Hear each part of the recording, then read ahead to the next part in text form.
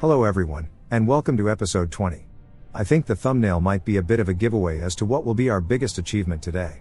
That's right, this is the day when we finally achieve interstellar travel, at least for the Mecha. The logistics will have to wait a little longer. We will take care of all the prerequisites to make the warpers, and we will take our first step outside our starting system. Unfortunately, we will only get to that point by the end of the episode, because we still need to deal with quite a few things surrounding the Vulcan smelting arrays. We are still missing 2 of them, so we will need to build those, and our current level of mining is also lagging behind the demand, so that will also need some expanding. Before we get started, I would love it if you subscribe to the channel, and clicking the like button will let me know that this video was worth making. If you want to help me make a living off this one day, please consider becoming a channel member, where you will get an early access to the videos as I make them, and for a one-time donation, you can find a link to my Ko-fi page in the description. But enough talking, let's get into it.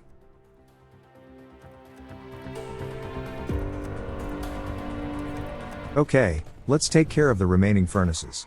I went through the list, and made sure we had everything. As it turned out, we were missing the crystal silicon and the diamond arrays.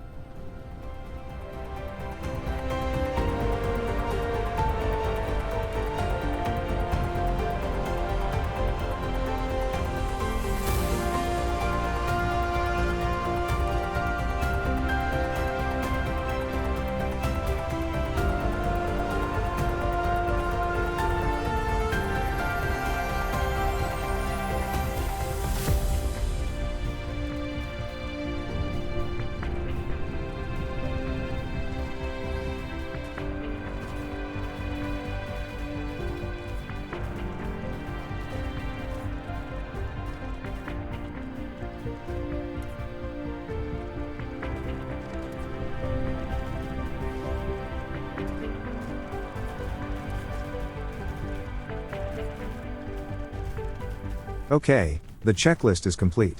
Now if we need more of something, we can simply build another one of these smelting monstrosities, until the entire planet is covered in them. Once we get to that point, we will simply move on to another one. Next, I made sure every single tower had at least the interplanetary vessels available to use. Ideally, we would be better off giving them the drones too, but those are in short supply, so we will only give those to the towers that can pick things up locally.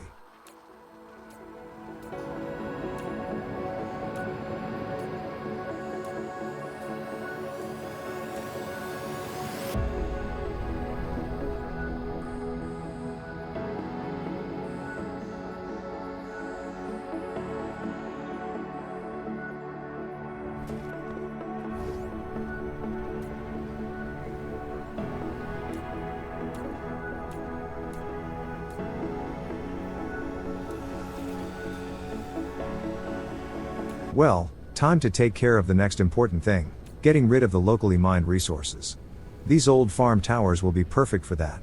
We just replace the old resource slots with the raw ores, tell them to gather locally, but distribute remotely, and all the stuff will be pooled there, and then sent off to Vulcan.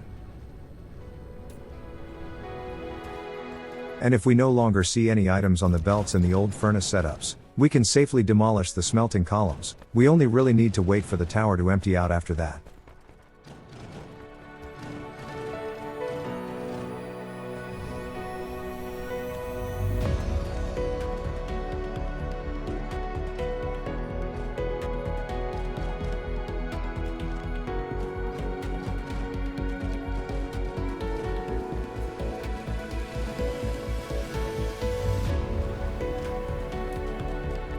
This graphite array still had the end product streaming back into the tower, so we couldn't pick up the furnaces.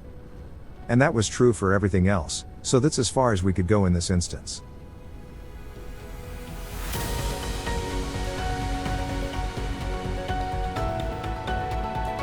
Uh-oh, another shield emitter got disconnected from the planetary grid. Well, there is a way to work around that. We can just place a single windmill next to them, and even if the shield loses connection to the main grid, the windmill will hopefully prevent it from losing charge. At least that's my hypothesis. I can only hope that it actually works.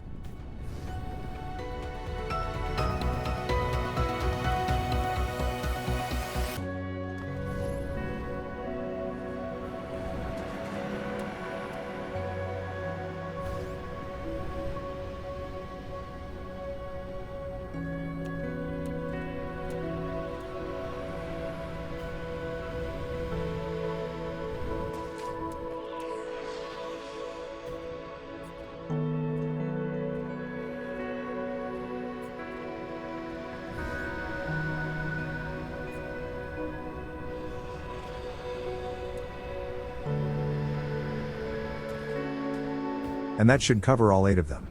I haven't tested it, but it seems the emitters will start losing charge as soon as they lose power.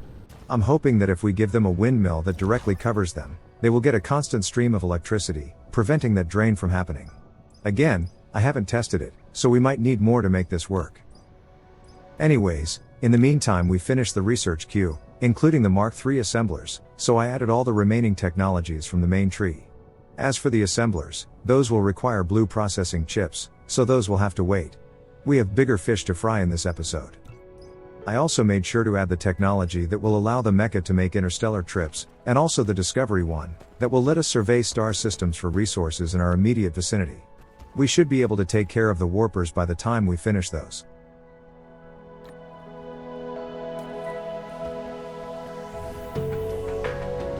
It seems we are lacking copper lately. Well, we did just start moving the raw resources to Vulcan for smelting, so it might take a bit of time for things to catch up.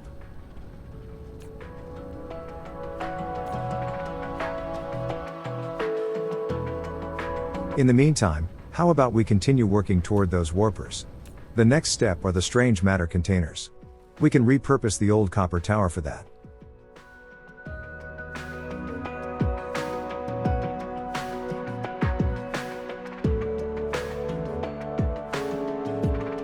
Now, these are made in a new type of building, namely the particle collider.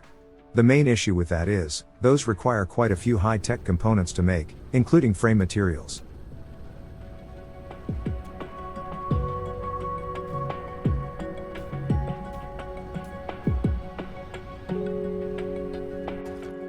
Right now, we only have 2 of these assemblers alone making that stuff, and we need 20 for each collider, so it might take a bit of time to get enough to make the amount we need. While those assemblers are busy making more, we can gather the remaining stuff, like the blue magnets, graphene, that sort of stuff.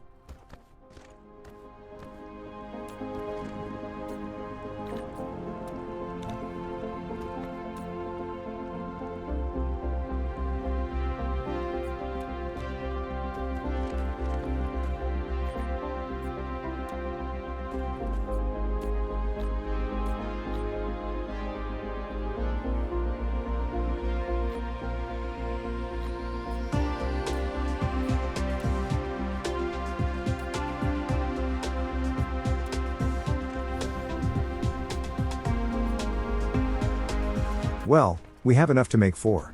Things will start out slow, but we don't need the warpers in massive numbers yet anyways, so it's not really a big problem. I almost cloned the 3-ingredient belt layout from the neighboring array, but that won't work. The colliders are closer to the oil refineries in shape than the regular assemblers.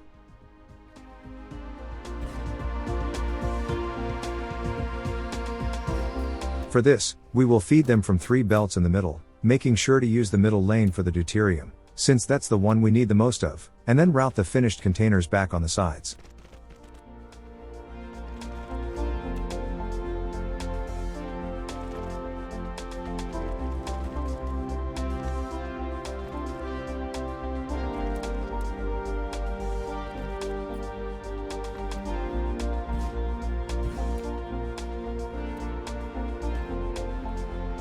Oh, right. These are 3-ingredient recipes. We need to offset the production facilities by 1, if we insist on using 3 belts in the middle.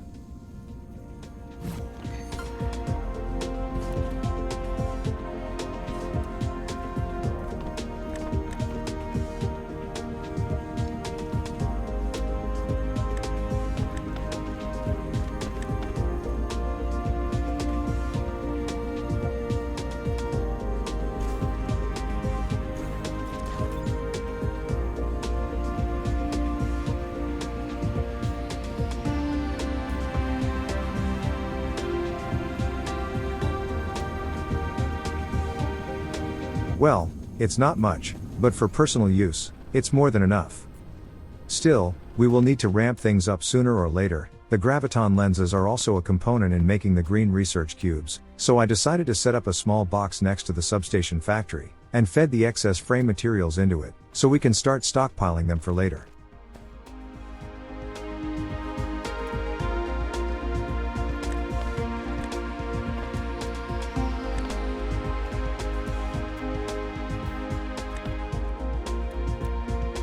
There. The satellite substations still get first dibs, but all the rest are dumped into that box, so we can just pick them up when we need them. Now, I did notice that we also stopped importing silicon and titanium. Again, no surprises there, we did move all the smelting to Vulcan after all.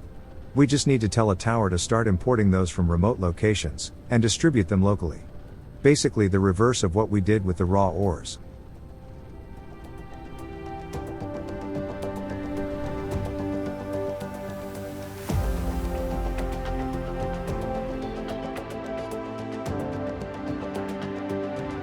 Before we start setting up some mining to keep the furnaces going, I decided to quickly finish up the remaining constructions on Vulcan. After dismantling 2 of them on Juno, we should have the materials required.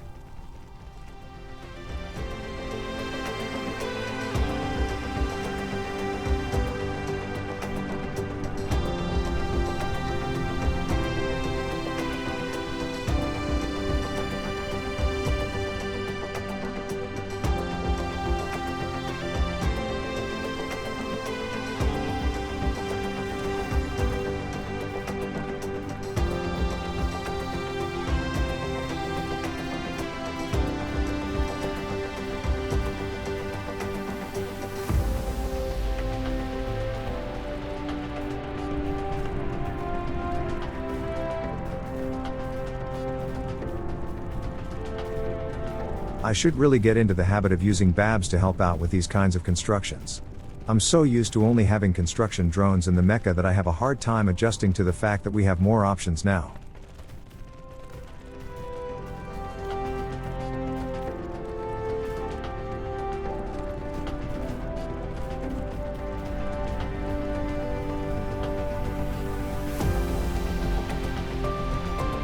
There. Now we have all the smelting covered. After taking a look at the different towers, and their level of storage, it seems the biggest source of issues is the silicon. If we set up some mining today, we might want to focus on that. And it seems Vulcan has 0 silicon left. To get more, we will need to go to Minerva. To prepare for that place, I build a bunch of extra signal towers, so we can use them to defend the mining outposts.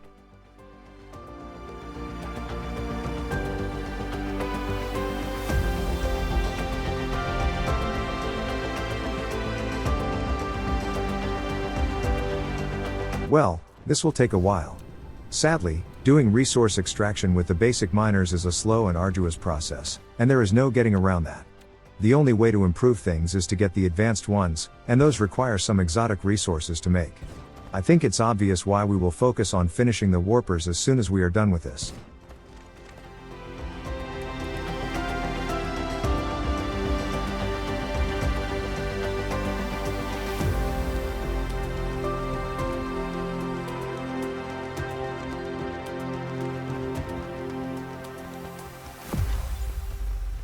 Nice, a new kind of turret. We will need to give them a try at some point.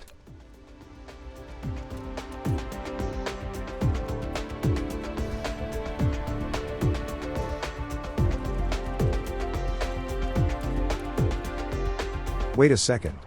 We will need a signal tower in the center of all this. If we use foundations to hide the silicon nodes, we should be able to place it smack dab in the middle.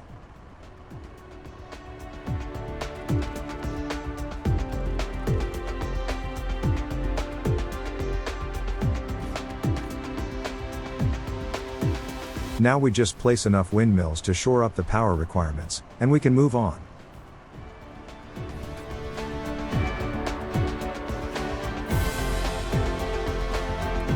Oops, we only have a single Mark III belt left. Better go back to Juno for a restock.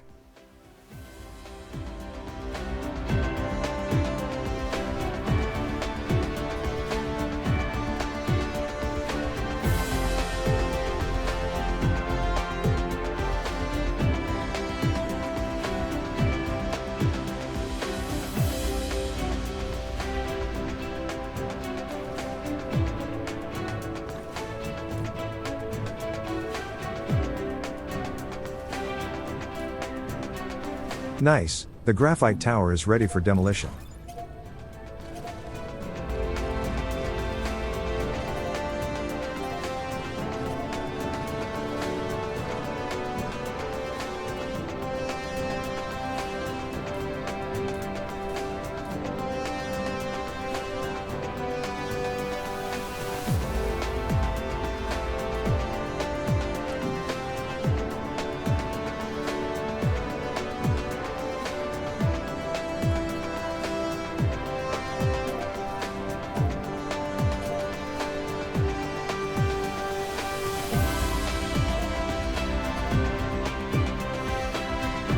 We just had 2 attacks on Minerva, and managed to repel them with ease. I think our defenses are working so far. And we are still using the most basic kind of missiles. We can also make some better ones if we needed to.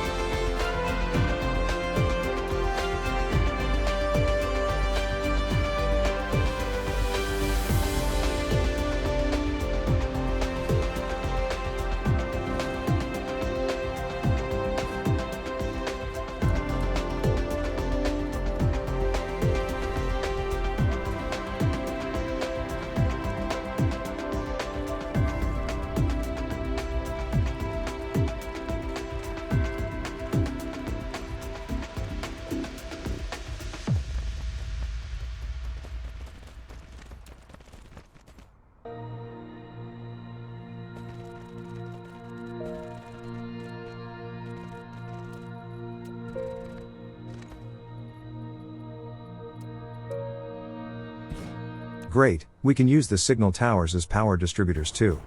That makes things a whole lot more convenient.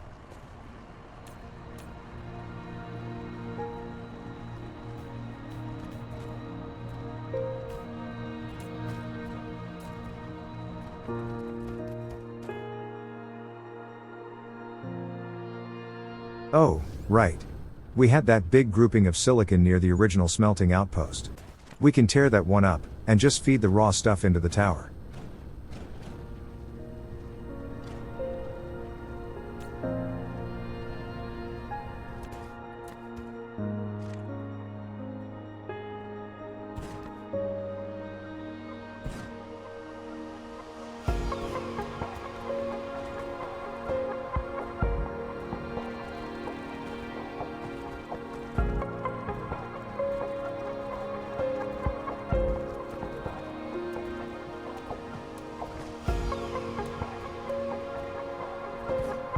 These towers make defense and power really easy to deal with. I'm really glad the developers decided to use them like power poles too.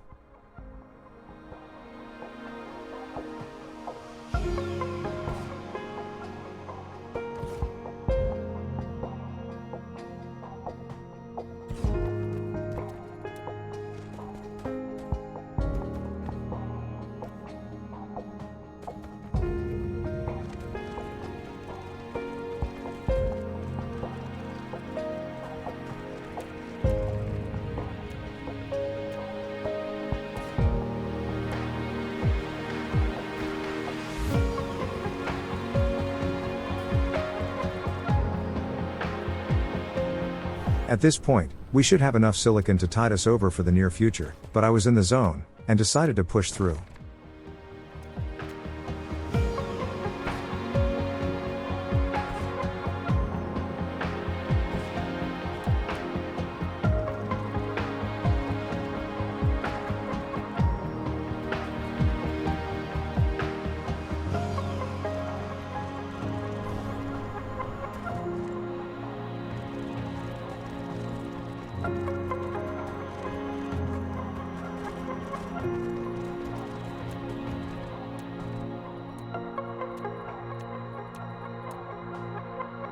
This one is a bit too far from the rest, so we will just place some windmills to deal with the power.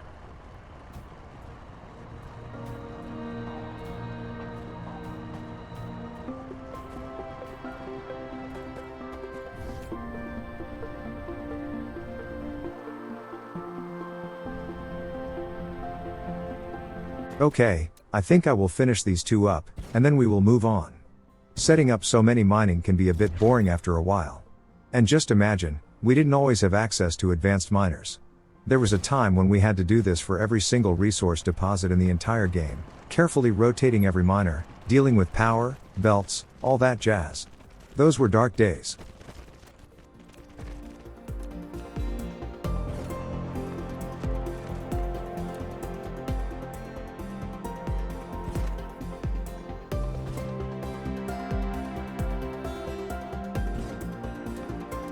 At this point, I stopped worrying about overloading the belts, so I just shoved everything onto existing lines randomly.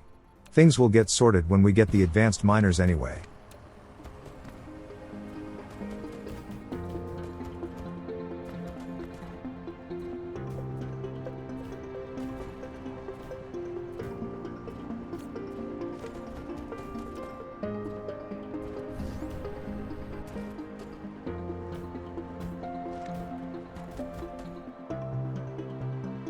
We had a single silicon deposit left untapped on Minerva, but I was so done with mining, I couldn't gather the will to deal with it.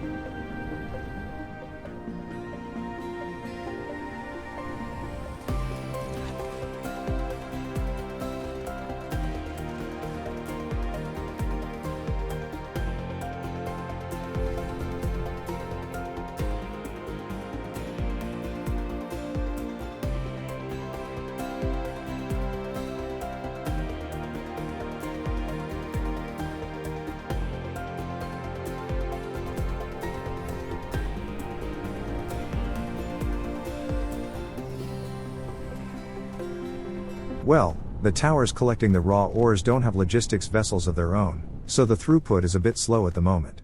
If we build a second silicon array, that should help a little.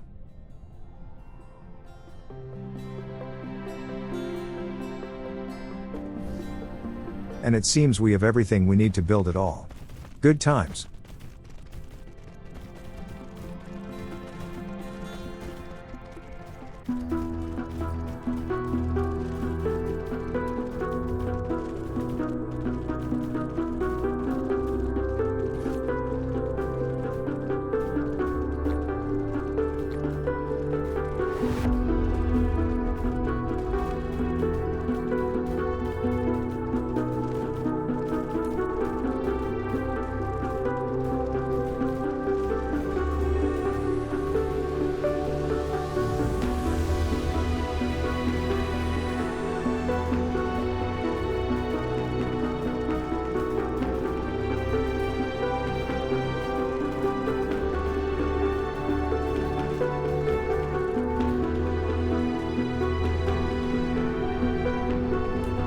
With this second array, we just doubled the number of vessels gathering the raw ores, so things should improve soon.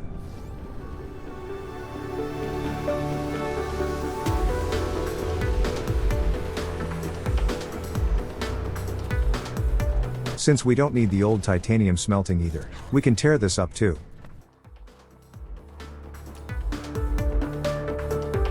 I also noticed that the titanium tower is really struggling to get the ore it needs. Since Vulcan is the primary source of the titanium ores, we just need to give it some drones, and it should start getting it from the local mining sites.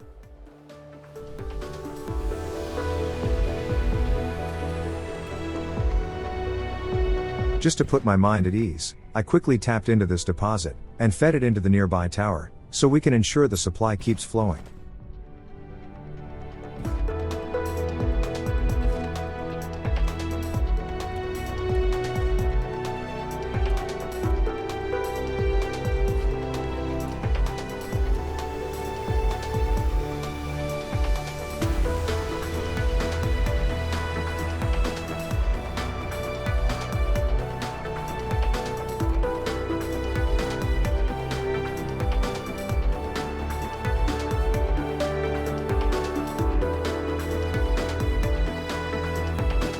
Okay, the flow of resources should be at an acceptable level now. Copper might still be an issue, but we can deal with that later. What I really wanted to do now was the warpers.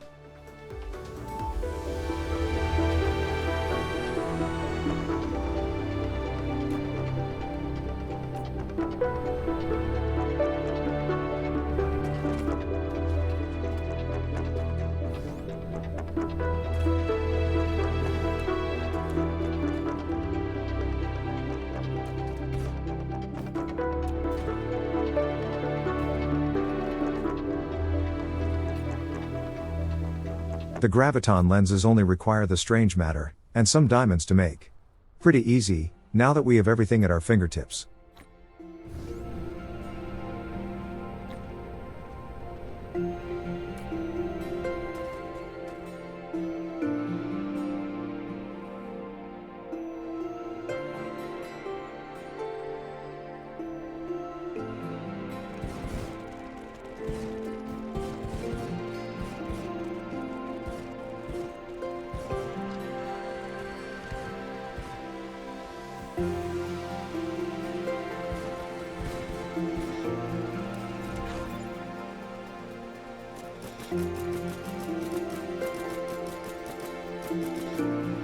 And that's all there's to it. All we need to do now is to make the warpers.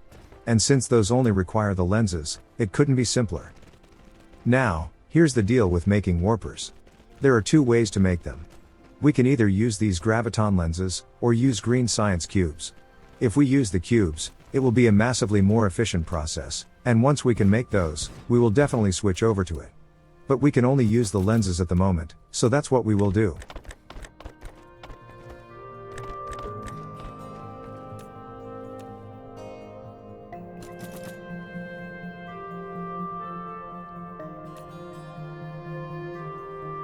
And there. We just made our first warpers. Since we are feeding them back into the tower, they will get automatically distributed to others, since we have some of them set to accept them. Now, this amount of production is nowhere near enough to sustain a big interstellar logistics network, but it will be plenty enough to do some early supply lines.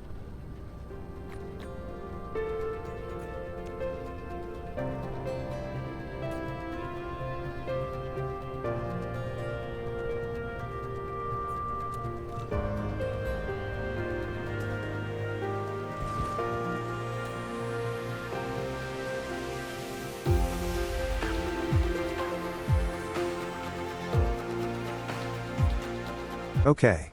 Our mecha has 20 warpers in its storage. We can make 20 jumps with them. More than enough to do a quick little trip over to one of our neighboring systems. I really want to get my hands on some of those special resources we need to make the advanced miners. But before we leave, I wanted to double up on the strange matter colliders. We managed to make more of them, so might as well place them.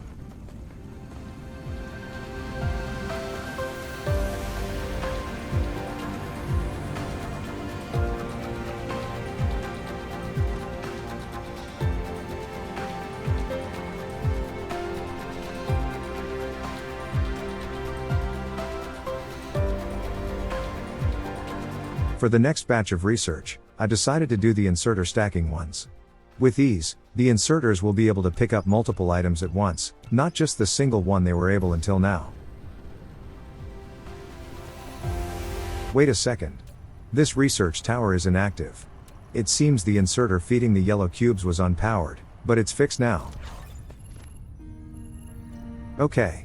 In order to make our first interstellar journey, we need a destination. And as I've said, I want to get some of those special crystals we need for the advanced miners. And it seems our neighbor, Lambda Leonis, has some. It's those purple ones, called grading crystals. Alright then. Time to go. Engaging warp drive in 3, 2, 1. Engage.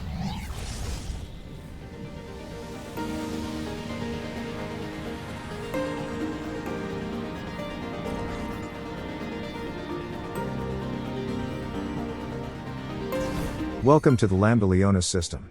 We first take a quick look at the planets to see which one has the crystals, and we can go pick some up. The outermost has some, and it's closer than the other that had them. Let's go there.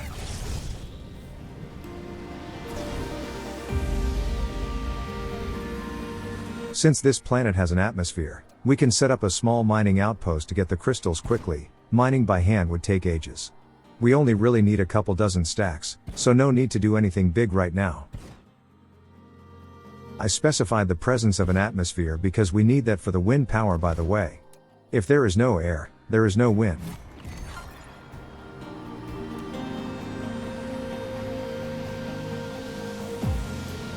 Also, I didn't pay attention to it while recording, but I did notice that there is no dark fog hive present in this system.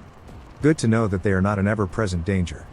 I hear that they can still settle in using seeds, but this place is free to use right now.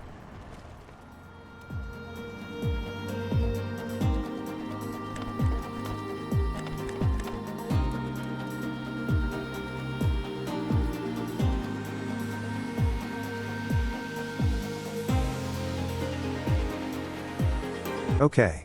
We will need to take care of the green science before we can get our hands on the advanced miners. To make those, we will need to make those blue quantum processors, and those are a bit of a hassle to set up. Nothing we can't handle, but it's still a big project. Anyways, we have more than enough crystals to make a decent number of miners, so it's time to go home.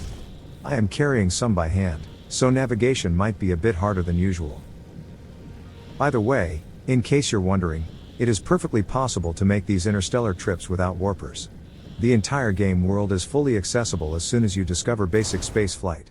Only it takes several hours to reach nearby systems without them, so while technically possible, it's not recommended. Anyways, I think we will stash these crystals away next to the fusion reactors. Let's hope I remember where I put them later. Now, to make the quantum processors, we will need to make some planar filters, which are made out of Casimir crystals, and to make those, we will need a steady supply of titanium crystals. We are only making those for the yellow science cubes. We can tap into the excess production, but it will be a painfully slow process until we can make those in large numbers. And apart from all that, we will also need to make titanium glass, by combining regular glass with some titanium and water. We now have the room to do all that, but the titanium crystals might prove to be a bit of a hurdle. Now, we could replace them with those handy new grading crystals we just picked up in Lambda Leonis, but I would rather keep them for the advanced miners if possible. For now, I just placed down the tower to make the titanium glass later. I didn't want to get too deep into the whole thing, it can wait until the next episode.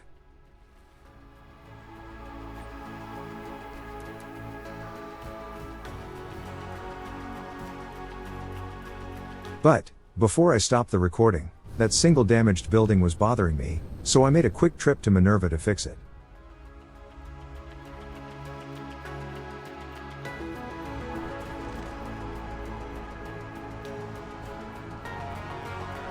Okay, this is where we will leave it for now. We did manage to sort out the smelting for the most part, and we also took care of the silicon for the near future. We might need to do a bit of copper mining in the next episode. That one looked a bit sickly during this one, but apart from that, things should be okay for our current needs. But needless to say, most of our time will be spent around setting up the quantum chip production. It is a resource that we will need in large quantities as we get further and further into the late game, so some of these assembler arrays will need to be quite big. Once we have that sorted, we will also be able to start making the Mark III assemblers, which we will start using exclusively. Once we get those, we can start finalizing the different assembly towers, and work toward fine-tuning them toward maximum efficiency. Once we manage to achieve the perfect ratio on those arrays, we can start blueprinting them, and begin building manufacturing worlds, all dedicated to making a single product.